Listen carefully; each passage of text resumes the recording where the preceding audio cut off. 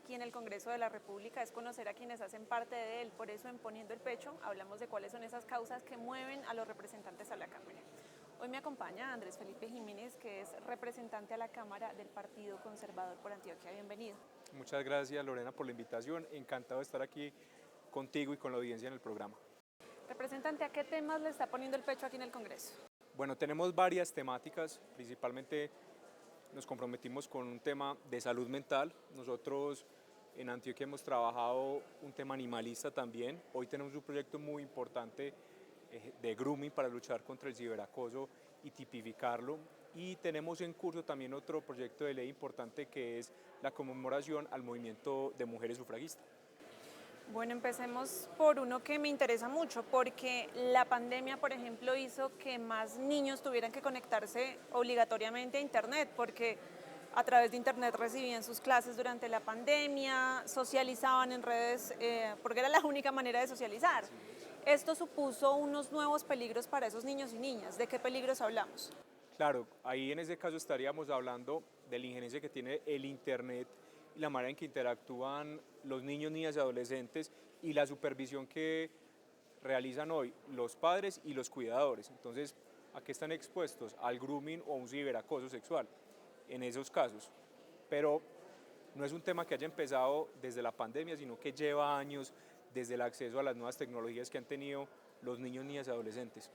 ¿Y hay algunas cifras que demuestren la gravedad de ese problema en Colombia?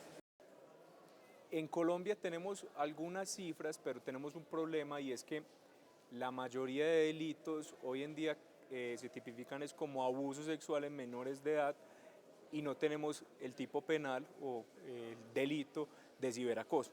Entonces, el vacío que tienen hoy los fiscales y los jueces es que cuando alguien hace un abuso a través o intenta hacer un contacto de manera sexual y tener conversaciones sexuales con los niños, niñas, adolescentes, con el fin de pedirles material de índole sexual, sean videos, fotos, pues no tienen herramientas, entonces tienen que marcarlo dentro del delito del abuso sexual.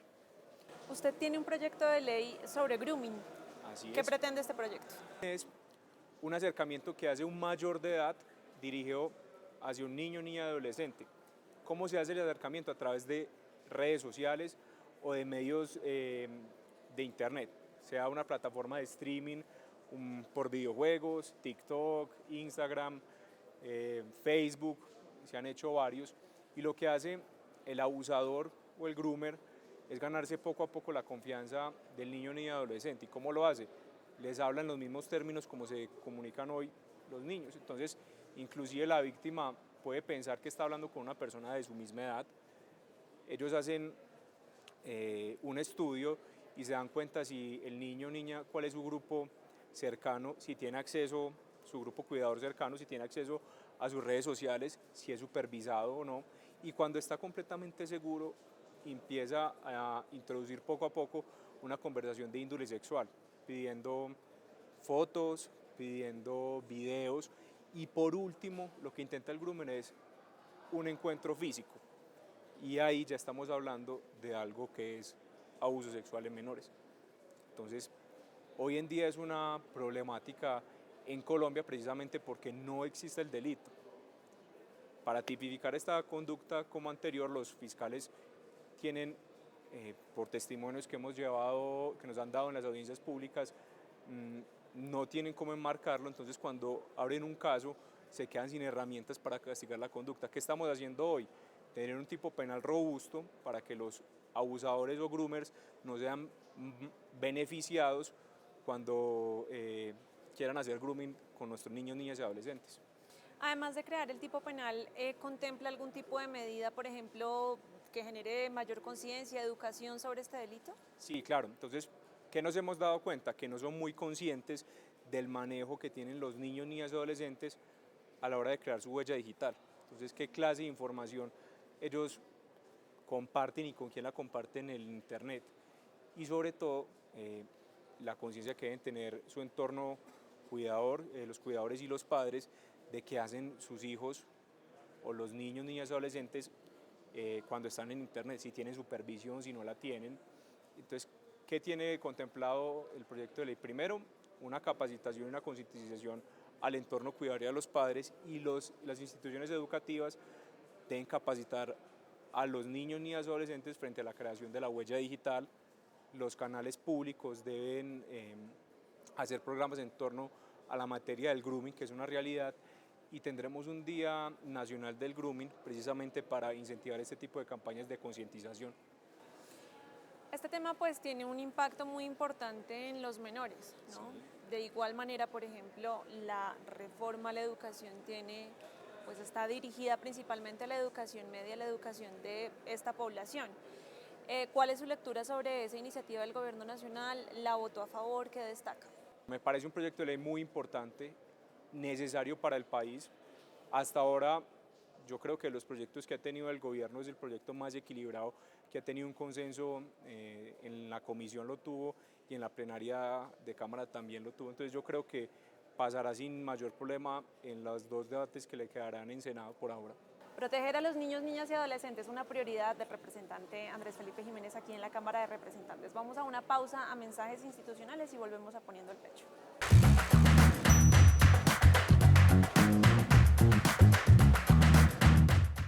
Volvemos a Poniendo el Pecho. Representante, la salud mental es un tema que a usted le preocupa. ¿De qué manera lo afronta desde la Cámara? Nosotros en campaña y a raíz de lo que ocurrió con la pandemia, los índices de enfermedades mentales crecieron exponencialmente, no solamente en Colombia, sino en el mundo. Hicimos un compromiso de trabajar por la salud mental desde el Congreso. Hoy tenemos una iniciativa, un proyecto de ley que fue acumulado con otras iniciativas de otros congresistas y es reformar la ley de salud mental. En Colombia ese proyecto de ley tuvo primer debate en Comisión Séptima, se demoró mucho porque la agenda de la comisión estuvo completamente copada por la reforma a la salud, ya surtió un primer debate, estamos esperando a que nos surta debate aquí en plenaria de Cámara. El de nosotros que busca un enfoque preventivo en temas de salud mental y no correctivo. ¿Qué pasa hoy en día? La salud mental de los colombianos se está tratando cuando aparece realmente el problema de salud mental. Es decir, cuando una persona alza la mano y dice, no me siento bien, voy a buscar ayuda de un profesional, sea por cualquiera de los problemas de salud mental que pueda desarrollar la persona. El enfoque preventivo es buscar desde edades tempranas y que las personas tengan herramientas socioemocionales para que más adelante no desarrollen una enfermedad de salud mental. Y también busca intervenir al entorno familiar. Por ejemplo, una madre o un padre que sufre una enfermedad mental afecta a todo el grupo familiar.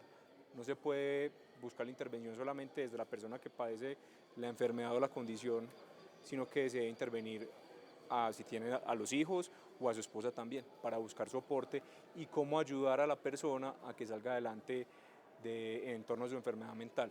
También busca, y esto es muy importante, crear conciencia sobre lo que son las enfermedades mentales en Colombia. En la parte rural hay mucho tabú frente al tema, inclusive en las ciudades también hay mucho mito porque la gente cuando sufre una enfermedad mental y por eso es que no buscan ayuda a tiempo, pues tienen vergüenza porque normalmente se sienten estigmatizados por su entorno y no encuentran en su entorno cercano una receptividad. Entonces eso para nosotros, sobre todo el tema de la conciencia, es lo más importante hoy en día. Colombia, hay unos datos que tenemos que son antiguos, pero en promedio 8 colombianos diariamente pierden la lucha en contra de una enfermedad mental porque cometen suicidio y los datos son inclusive mayores porque hay un subregistro frente a los intentos de suicidio.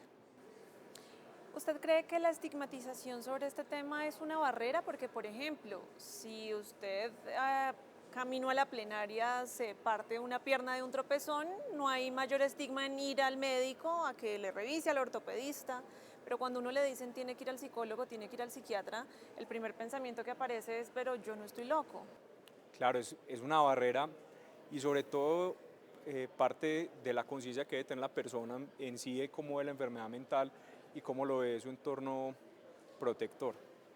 ¿Qué puede pasar? La persona puede sentir vergüenza, primero porque lo van a señalar de decirle, dentro de comillas, usted está loco y hay que cambiar ese chip para que la persona sienta exactamente lo mismo que cuando acude a un médico porque tiene fiebre, porque sufre de mareos, porque puede empezar a desarrollar un cuadro de diabetes, por ejemplo, y sentirse completamente normal frente a las sensaciones que está teniendo. Por ejemplo, hay alguien que puede empezar a tener depresión o puede desarrollar un síndrome de ansiedad, y muchas personas tienen estos síntomas y no se dan cuenta que están sufriendo de una enfermedad mental, sino que la normalizan y no buscan ayuda más adelante precisamente porque no tienen la receptividad en su entorno o porque son personas públicas y les da temor sentir un señalamiento puntual de la sociedad. Hay otra causa que usted ha impulsado aquí y tiene que ver con los animales. ¿Por qué es importante tener responsabilidad sobre las mascotas? Yo creo que hay ciertos movimientos que han cogido y ciertas causas que hoy en Colombia han cogido fuerza. Para nadie es un secreto que la causa animalista ha cogido mucho impulso en Colombia, no solamente frente a los animalistas que empezaron con el movimiento, sino en torno a los ciudadanos. Y nosotros desde Antioquia tenemos un movimiento de conservadores de vida donde trabajamos puntualmente la protección y los derechos de los seres sintientes. Hoy tenemos un proyecto que ya surtió primer debate en la Comisión Quinta y es un proyecto de ley que regula y obliga a la realización de un curso para la tenencia responsable de seres sintientes, sean caninos o felinos por ahora como está. Entonces, el que quiera comercializar o el que quiera comprar un canino o un felino deberá hacer un curso mediante una plataforma que debe regular el Ministerio de Ambiente, en la que les informen cuáles son los deberes y los cuidados que tienen que tener frente a estos seres sintientes. Y también se desarrolla a nivel nacional una base de datos donde se consagren los índices de abuso, las personas por ejemplo, los criaderos que estén sindicados de abuso, quedará su marca en esta plataforma. También los datos que nos dan nos sirven para políticas públicas de esterilización o en torno a los seres sintientes. Y a propósito de animales, recientemente la Cámara fue protagonista de una discusión muy importante y es el proyecto que busca prohibir las corridas de toros. ¿Usted está a favor de este proyecto? Sí, claro, estoy a favor del proyecto de la prohibición de las corridas.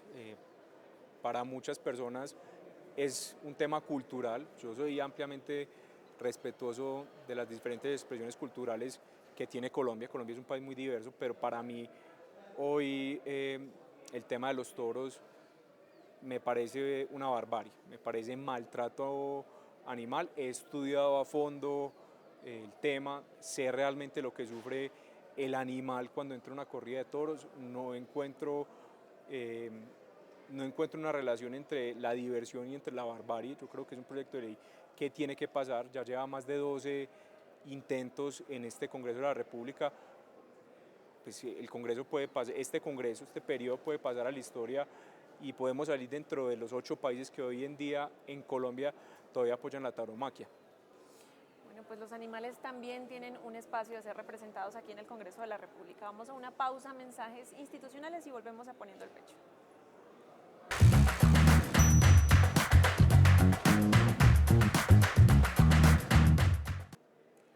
Regresamos a Poniendo el Pecho. Hablemos de su departamento, de Antioquia. ¿Qué está pasando con la seguridad, sobre todo al norte del departamento? Pues en noticias a nivel nacional varios medios han difundido la difícil situación que está viviendo el norte de Antioquia. Más o menos son 7 municipios, le denuncio algunos, lo que son Angostura, Campamento, Guadalupe, Yarumal y Valdivia.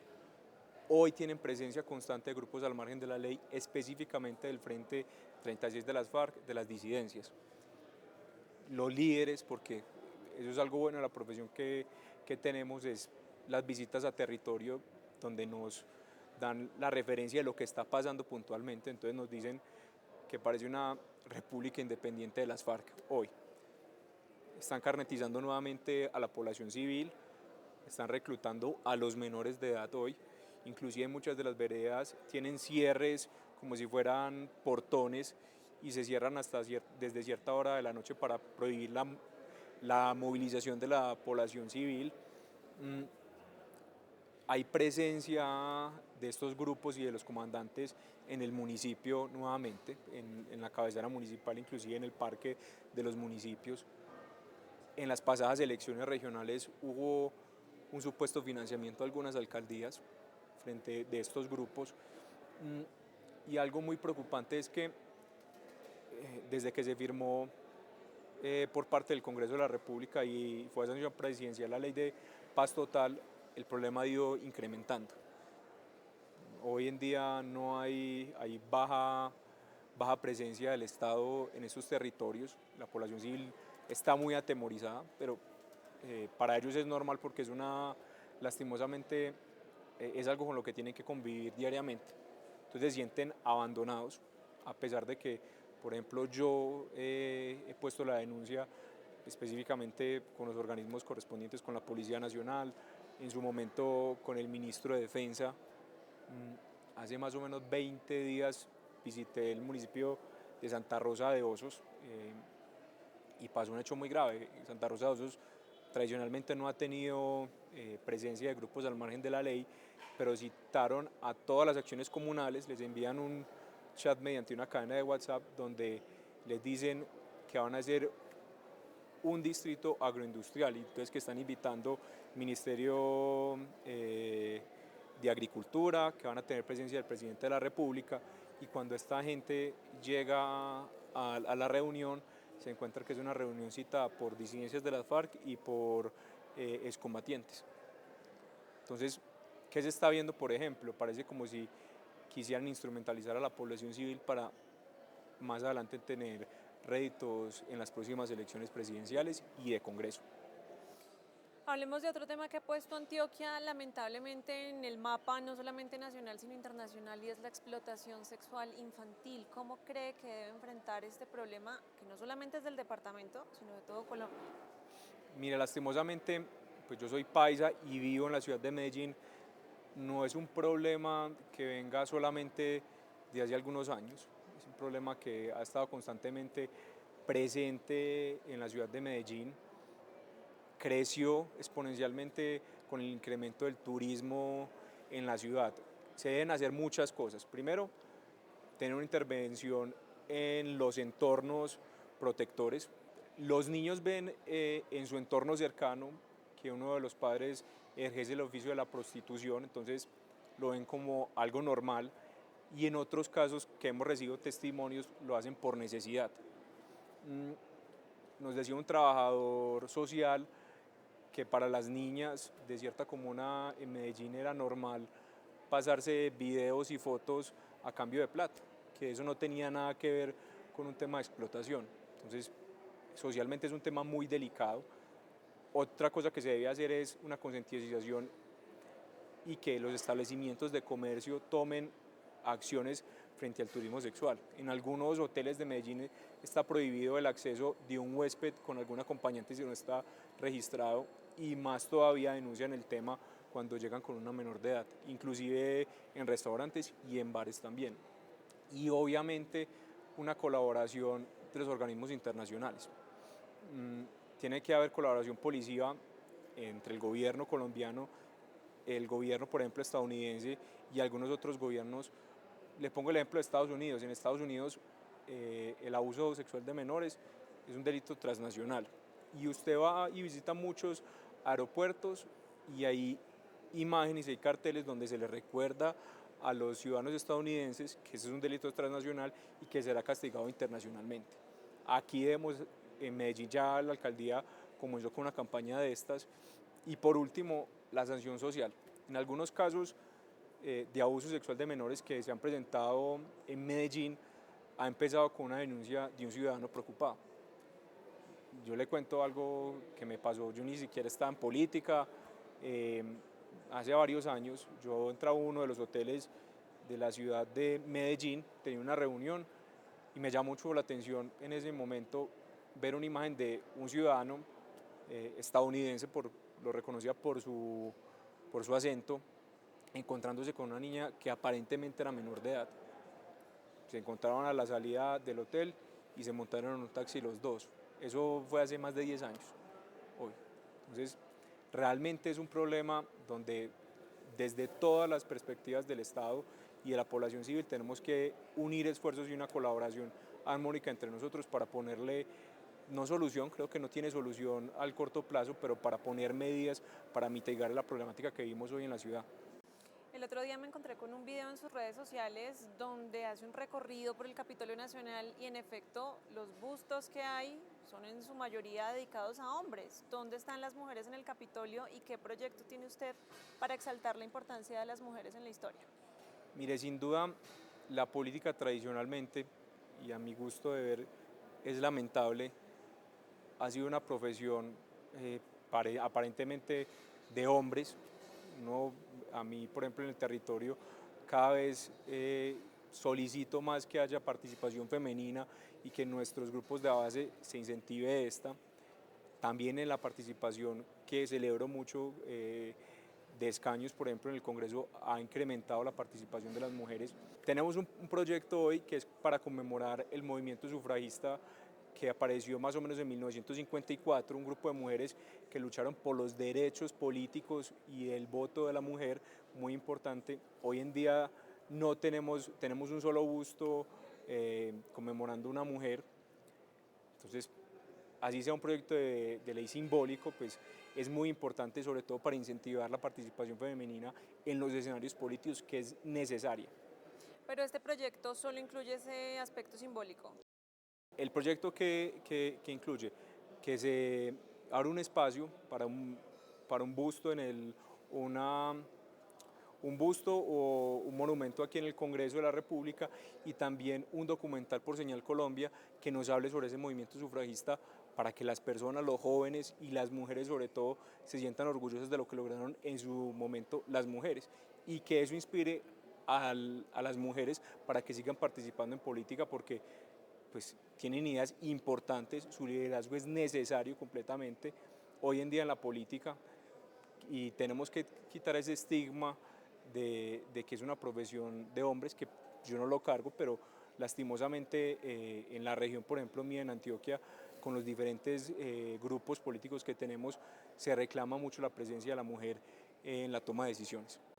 Y muchas mujeres no participan en política porque los propios partidos políticos, y esto no lo digo yo, lo dicen distintas investigaciones, financian menos a las mujeres que a los hombres. Así que, además de ese proyecto de ley, toca que hable con las directivas del partido para que le metan más financiación a las campañas de las mujeres. Completamente de acuerdo. Necesario no solamente a las mujeres, sino a los jóvenes. Es un reclamo que siempre hago también en las reuniones, la presencia y en la toma de decisiones de los jóvenes, que deben tener, pues tienen muy buenas ideas, les falta muchas veces un poco de conciencia y dirección en algunos casos, pero es importante tanto el aspecto de los jóvenes como de las mujeres en la toma de decisiones y sobre todo en la política. Representante, muchas gracias por habernos acompañado y que le siga poniendo el pecho a esas causas que Colombia y que Antioquia necesitan. No, Lorena, mil gracias a ti por el espacio. Aquí estaremos prestos desde esta curul de la Cámara de Representantes para seguirles contando a todos los ciudadanos qué estamos haciendo desde el Congreso. Y ustedes, nos vemos en una nueva entrega de Poniendo el Pecho.